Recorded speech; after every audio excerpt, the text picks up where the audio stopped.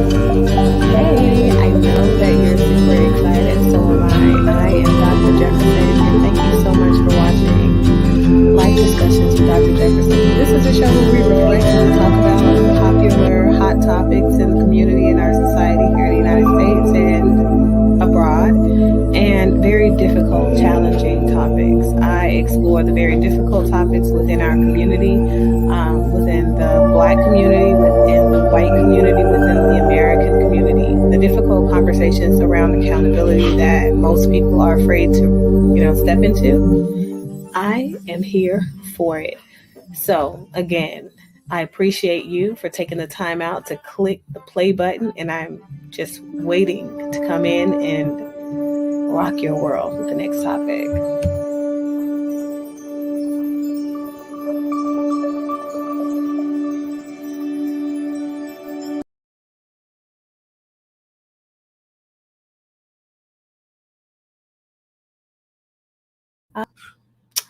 Hi, everyone. Sorry, I thought that I was on and I wasn't. My audio was not on just yet, but welcome to Life Discussions with Dr. Jefferson. I am Dr. Jefferson, and I have a really interesting topic for us to kind of go over today. I'm going to find this banner for it really quickly. And I'm going to put up this question because essentially I want you guys to kind of think about it, sit on it a little bit, and come in and give me your insights. What are your thoughts around social media and courage of people?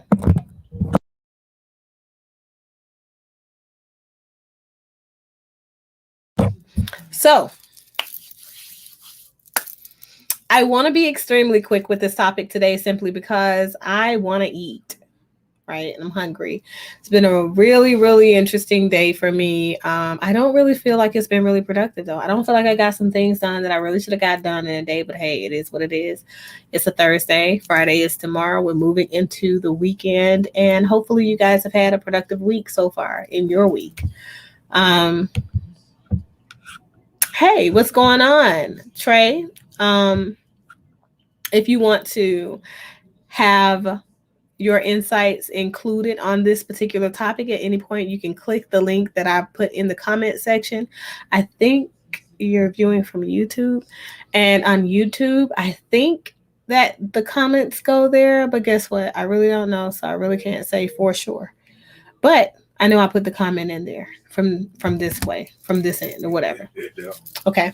So without further ado, let's jump into this. I want to know how you guys feel about the courage of people and social media.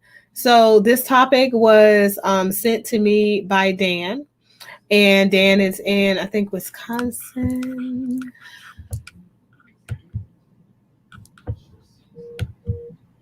No, he's in Massachusetts. So Dan is in Massachusetts, and he sent a long thread, a long email about his relationship ending due to some of his associations on Facebook. Okay. Facebook has caused a tremendous amount of controversy in people's relationships, and they're relating to other people, they're building all that good stuff. Like over the course of years, a lot of people say, oh, well, you know what? My husband cheated because of Facebook. And as a marriage and family therapist, I will say I get that complaint a lot, and I see a lot of people building even further in insecurities around their relationship and the stability of their relationship as a result of their intimate partners having followers on social media and having interactions with people that are on their social media, right? And so I want to know how you guys feel about that first, but I also kind of want to talk to some of the pros and the cons and ins and outs of the way that this world has shaped in the last couple of decades, okay, since computers became a thing. Hey, Lisa, how are you? Thank you. Thank you. And thanks for joining in on this live. Also, if you want to be featured, if you want to share your experiences or your insights on this topic, hit the link that's in the comments so that you can join in, because I really think that this is an interesting one. So let me say this.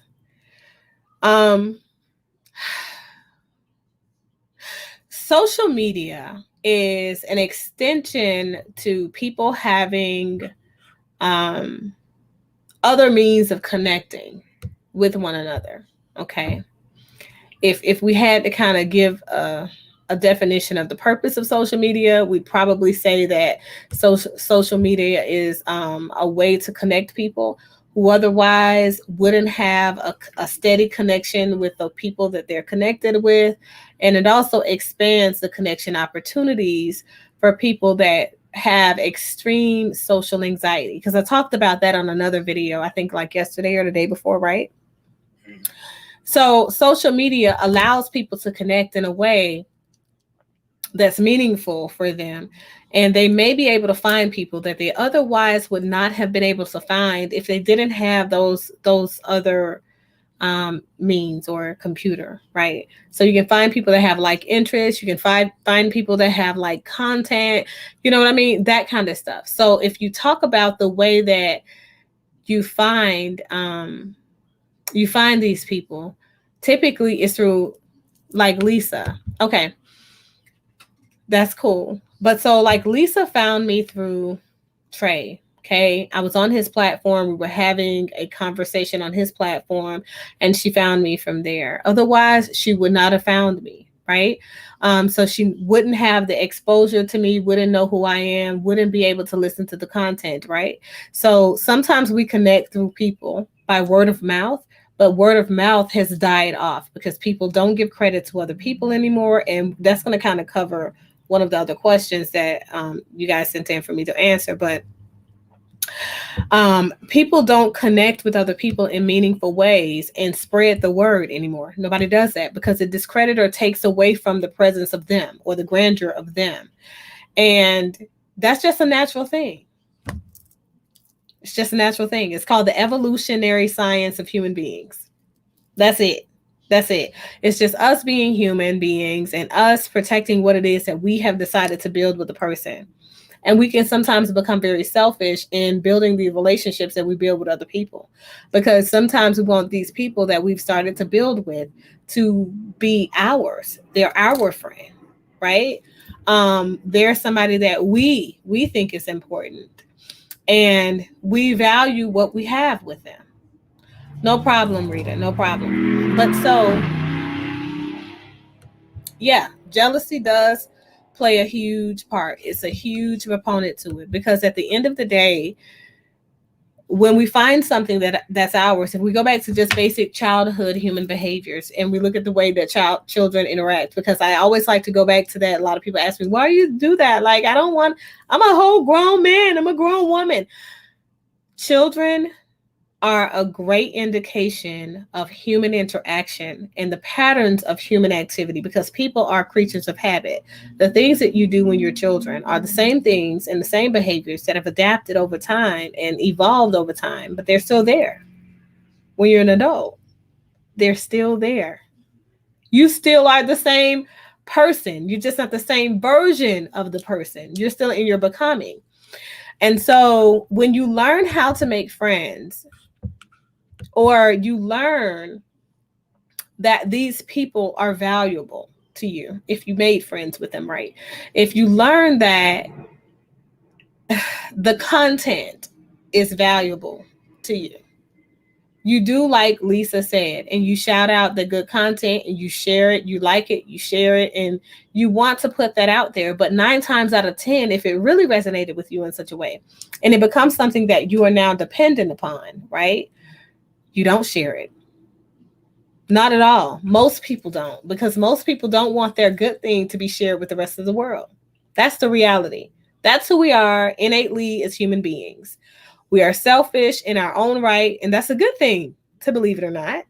But I'm gonna kind of get into that as I kind of cover some of these other banners. So my first question was, how do you feel about courage in social media, right? Do you feel like the two play hand in hand, or do you feel like they're two separate entities? In order for a person to embark upon the journey of creating a social media page, of interacting with people on social media? Do you think they have to build up courage first? Or do you think that as a result of sometimes just falling into systems or falling into situations in systems, right? And systems are the relationships we have with people. As a result of falling in, do you think they now build courage because they've now had an opportunity to convey a message and for that message to be received and to feel heard, to feel validated, to feel supported, and things like that? Do you think that that's the way social media and courage kind of play into one another? One of the huge instances that happened recently is Kwame Brown, right? And I bring that up because I think that's one that's still kind of fresh. You guys are seeing a lot of that. And you're able to see what it looks like when the person goes from one occupation. This guy was already in the limelight, right? But he wasn't one to speak against people because his behaviors and the way that he describes his experiences prior to right now, they're non-confrontational. And then all of a sudden, the world has watched this man become more and more aggressive and more confrontational and more willing to speak out against things that he just doesn't feel are right, that have already transpired. These things have already transpired and happened to him while he was in the league, and he didn't say anything then. So what happened to that courage then? Right? Where was your courage, Kwame Brown? Right? So as a result of him now moving into a position where people are supporting him, right? Right? Now we're coming to this one. How do you feel about social media and bullying? As a result of people supporting him, he's now become the same thing that he's spoken out against in so many different ways. He's finally had an opportunity to see how that type of behavior manifests and becomes a thing that guides the interactional patterns of people. So he has targeted the bullies, but in turn, he's become a bully in and of itself. People talk about aggressive content on the internet, talk about bullying and things like that. In general, they talk about the way that people respond to other people in general. These are things that people talk about every single day. And we've been talking about it before social media was ever a thing, before computers were ever a thing. The innate behaviors of people are reactory, right? So we react to people. Emotionally reacting to people causes us to sometimes cause harm to them, intentional and unintentional harm, because there's two sets of harm. We could physically hurt them. And by physically hurting those people in the presence of other people, or period, it could cause them to now have shame in their environment, right? So Kale says people push the line of boundaries and respect, which only works when it only applies to them, but no real respect of boundaries or respect for some things, they say. So I agree. I totally agree. But there are some times that people really just don't have boundaries altogether. And I have some people that tell me, "Oh, you got too many boundaries, Dr. J. You're going to respect my space and you're going to respect me." And so I have boundaries. They are a necessity for me in my life, right? So whether you have self-control or you control the way that you behave and speak and do and are in the presence of others, that's 100% on you. But when you're in my presence, you're going to respect me, or you're going to no longer be in my presence. And that's just how people are from the old school. I'm a bit old school. What can I say? You're not going to disrespect me. Yeah, no. Go disrespect your mama, right? That's what they used to say back in the day. She raised you like this. She put you out here into this environment like this. She's responsible for these behaviors. So that means that's something that she tolerated. So not me. But literally, that's what that means, because people's behaviors And their lack of tolerance or their lack of respect comes from their family of origin, right? The people who are responsible for raising them. And I know that we've talked about the fact that there are so many levels to this, right? We've talked about the fact that people are conditioned by a combination of psychological, social elements, environmental exposures, and experiences that they see other people go through. And of course, their traumas, right? And the responses to their traumas and how the world receives their traumas. But also, the most important element is their rearing, original rearing. So when your parents are first raising you, and they're responsible for receiving you when you've had those traumas, when you've had those experiences, right? When your parents are responsible for that, guess what? You go home and you're either solidified in your trauma and you expect that that's something that was okay and it could have happened and that's all right, or you're removed from the trauma in a way that says that your parents are not going to handle it because that's something that happened to you that never should have happened. And they are definitely going to make sure that it doesn't happen again. More awareness and the removal of the threat. Okay. And the experience. So, here's my thing. If people are going to say that they are not for bullying, then those people in their behaviors should not demonstrate bullying types of behaviors. It's really that simple. It really is that simple. It really is. So you could be a bully out here in these streets. Don't get me wrong. Totally. Be a bully out here, okay? And not be a hypocrite. You could say, I don't like the way that they bullied these people, or I don't like the way they picked on these particular people. Because guess what? When I was in elementary school, or primary school as we call it, I was a person that would beat up all the bullies. I totally get it. I get it. Everybody wants to make sure that the underdog is protected and comes out on top and all that great stuff.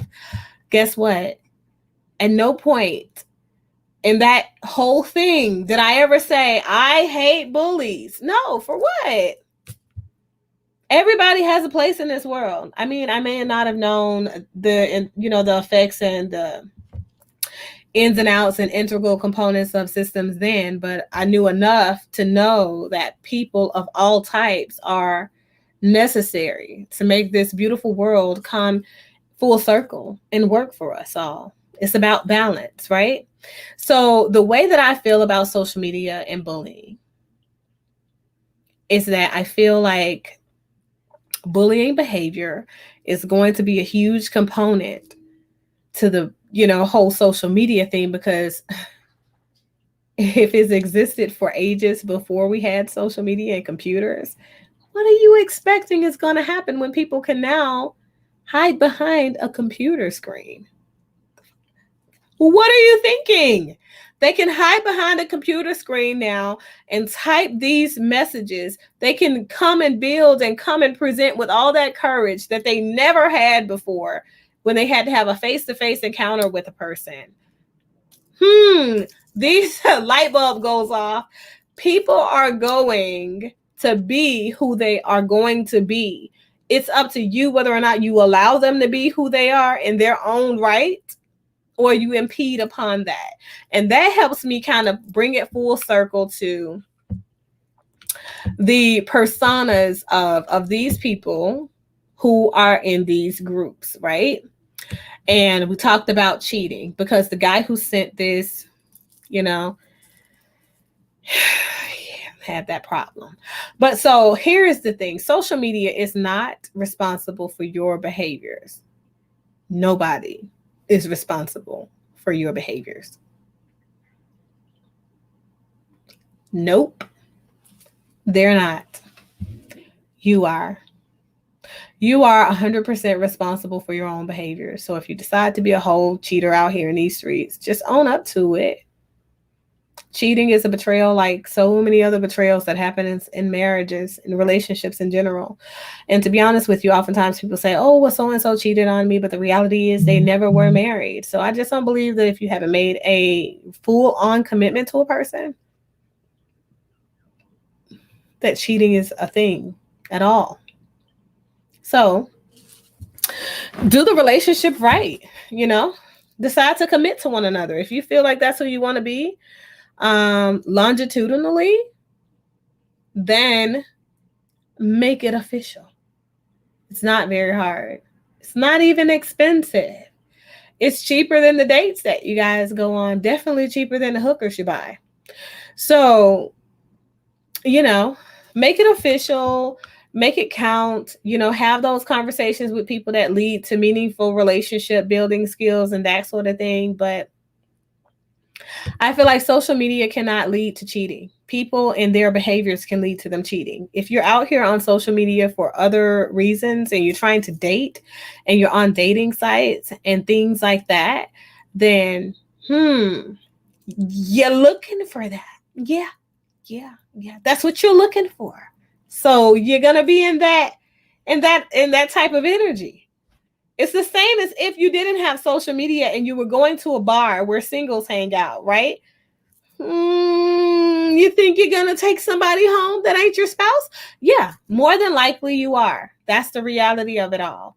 So social media does not lead to cheating. However, I have seen social media, if we were to go back to the whole thing about people's courage, which one? In social media, right? Quite recently, you know, I have these, I admin several groups, and I am an integral component to matchmaking services, right? However, the matchmaking service that I provide requires in-person, face-to-face, you know what I mean, type of situations. And I did not decide to make any types of adjustments or whatever due to COVID-19. So that means that things are on pause until this is subsided and people can get back to in-person interactions. A couple of reasons for that, though.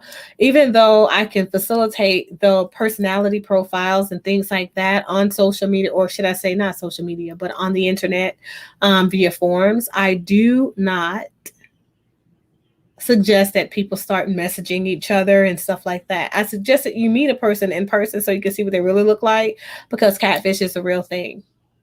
It's a real thing. You can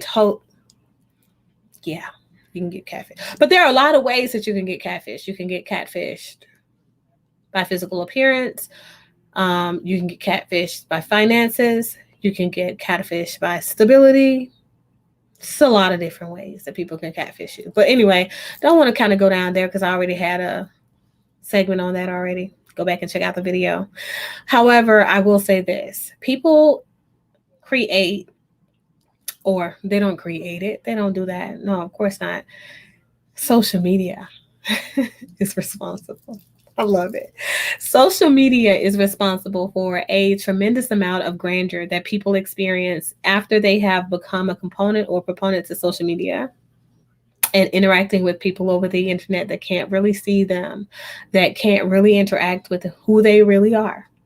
So people get the type of courage that is just unheard of for them because people respond to them on social media in such a way.